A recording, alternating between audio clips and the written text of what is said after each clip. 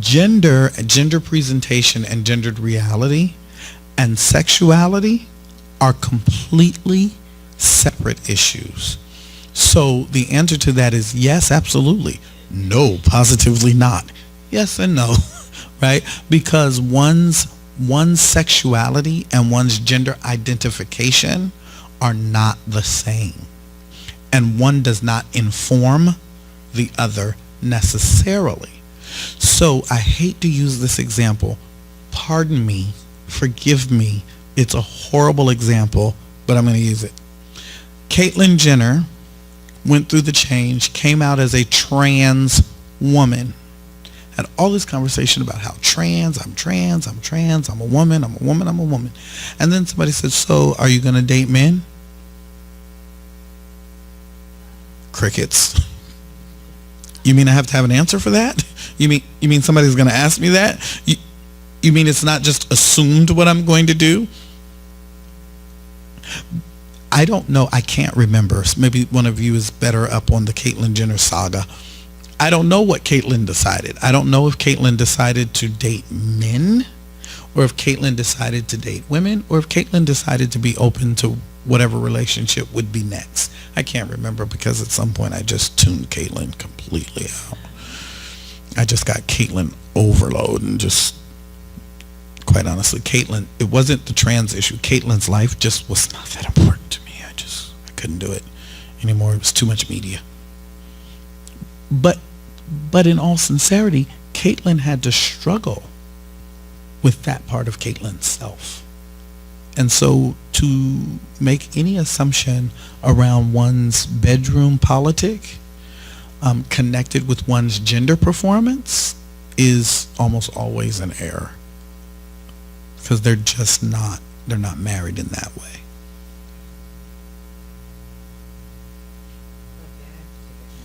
We are seeing now male, female, trans, other, I choose not to disclose. I choose not to disclose is being added to forums all the time. And let me say something then too about appropriate introductions. So it used to be that you would say, my name is John, I work in HR, I've been with the company 15 years, I'm a supervisor. Like, this is your introduction, and people now know who you are. What's increasingly being added to introduction is preferred pronouns, right? So my name is John, my preferred pronouns are he and him, I work in HR, I've been with the company 15 years, I'm a supervisor. Now, I used to think, right, except people get to name the way in which they want to be addressed, right? It's always safe to say, pass this paper to John. We don't need pronouns. John has a name. Let's pass this paper to John. But what is safest is always they and them, right? Let's pass this paper to them. Would you pass this to them for me?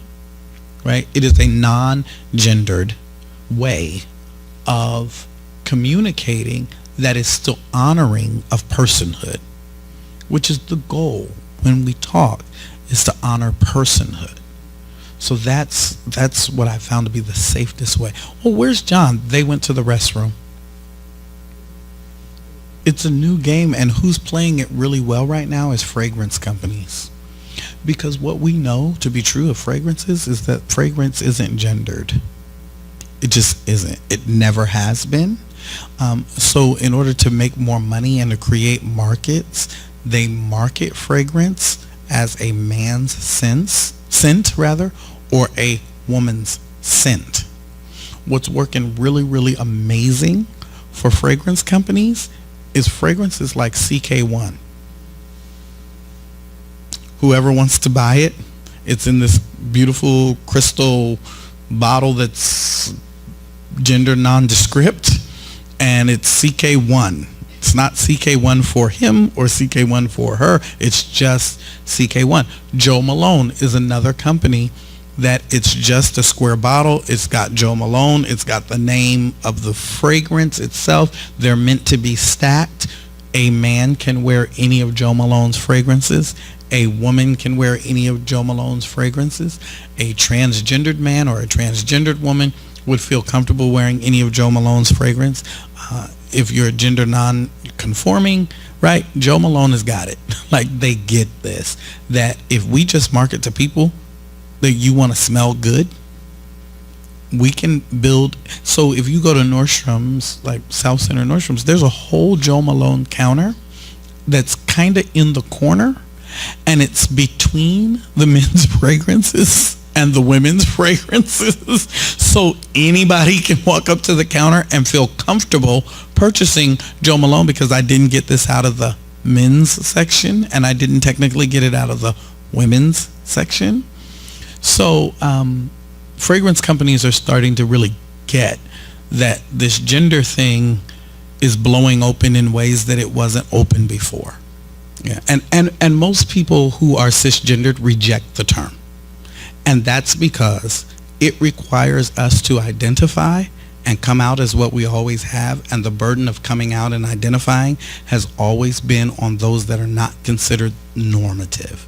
So when those of us who are considered normative are asked then to have the same burden of responsibility of identification, we push back on it because it disrupts the privilege of not having to name it, right? So we say, why would I have to name that? I'm a boy, I'm a girl, I'm whatever. It's just like when you walk. I am not the professor at the School of Theology and Ministry at Seattle U. I'm the black professor.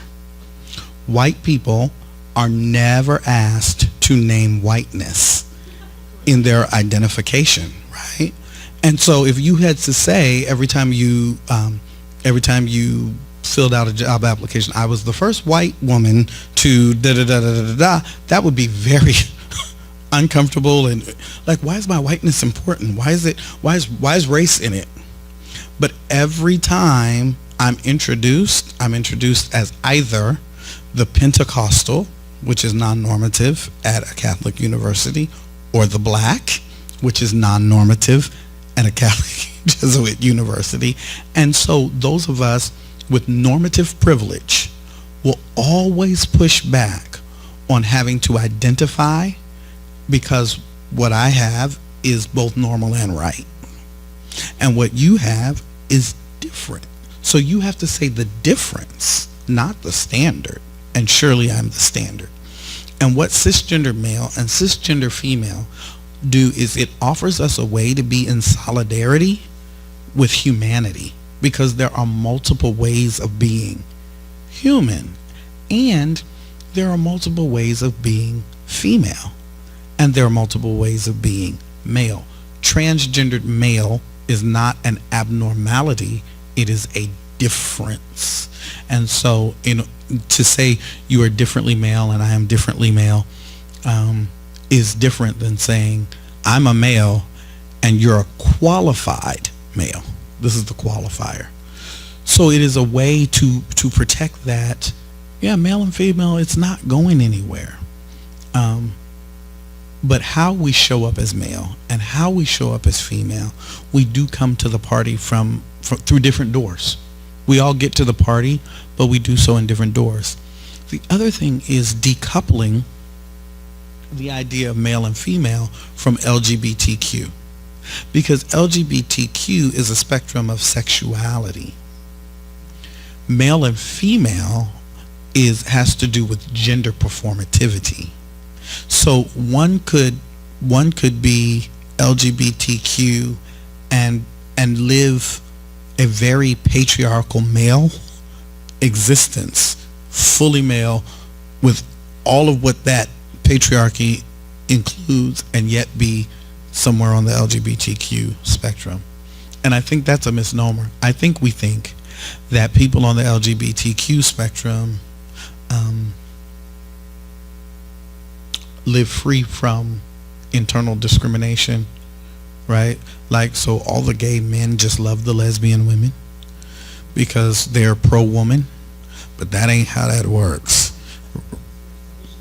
right? So in that in that spectrum, there is a lot of. So I'm on the College of Affirming Bishops for the Fellowship of Affirming Ministries, which has a large LGBTQ presence. And one of the sermons that I gave, I just said to them flat out, stop acting like straight people are the only prejudiced people in the world. Because there are those of you in the room who are prejudiced toward one another in the room. There are gay men who are prejudiced toward effeminate gay men because they see them as less manly than me. And so that's a huge division, separation, rift, fissure, even within that community. So we have to make sure LGBTQ spectrum is separate from gender identity spectrum, because those things don't correlate at all. Because there are some trans men, male to female, who only date women and who do not identify as lesbian. Yeah. Right? You just have to kind of sit back with that one and go, okay, all right. That's how we're going to do that, right? So people get to name and identify kind of for themselves where they are in all of those regions. And that's really hard. I'm not saying any of this is easy. This is hard stuff to wrestle with. I was doing a focus group in Chicago with a group of conservative pastors around the tenets of the Black Lives Matter movement, some of which have to do with trans rights, the rights of trans black women who are being murdered at alarming rates all across the country. And so I was talking about transgender, cisgendered male, female, and one of the pastors raised his hands and said, there are only two genders. It's boy, not male. It's boy and girl, and that's it. And all this other talk is really confusing me. So are you talking about boy or are you talking about girl? And I said, yeah, that's never been true. Biologically and genetically, that's never been true.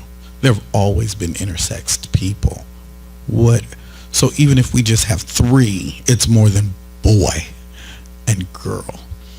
But that's how we are conditioned to think. That's how we're socialized, and that's how we're reared.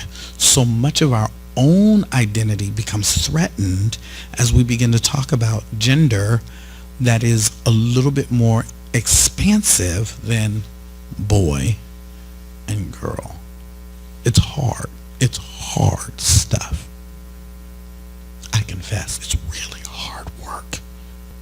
I think it's awesome if a person chooses for themselves to present as being, which is light and love, and they don't want to be gendered, and they don't want to be sexed, and they don't want to be categorized or grouped.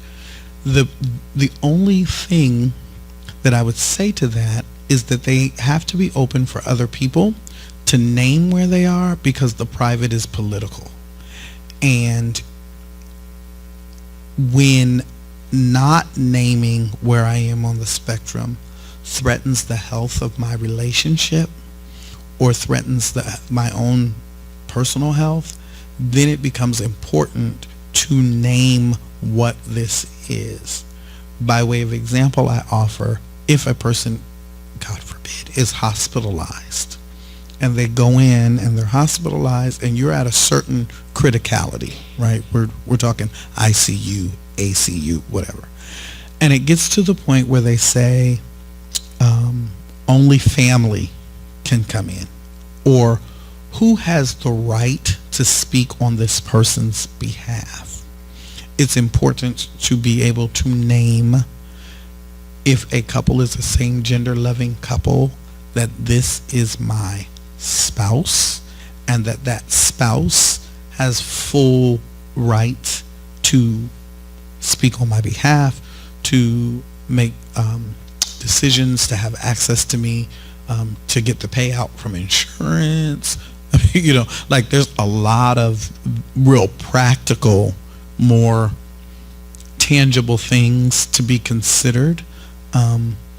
And because our sexual selves are very much a part of what we find beauty in and where we find comfort and what is life-giving energy to us when we're in a space that we wish to be known. Then authenticating where you find beauty and what is attractive and how you choose to engage the world becomes important if that's how a person chooses to be in the world. But I think it's perfectly okay for a person to choose to be in the world as being and to show up as love and light and to not enter into a politicized conversation around parts of or components of their identity that they choose not to. But for some people, it's just not a choice. We don't do that anymore. We don't do that anymore. It is all changing, and various communities do indeed co-opt our symbols. And sometimes we either have to be okay that people will read the symbol that way, or we have to make a choice to let the symbol go if the symbol doesn't fit well with what we're attempting to communicate. The swastika being one of them, right? Like for some people it held meaning. It was a thing before Nazi Germany, right? But because it became so attached to the atrocities of what happened in Nazi Germany, we pretty much, most people opt out of the symbol, or they're okay with being misread if they're going to be. It happens. Symbols happen. It's not your intent to offend. It's not your intent to give off another meaning. And that's what happens in societies and cultures, that symbols change, they're co-opted, they're used, and we make choices around them.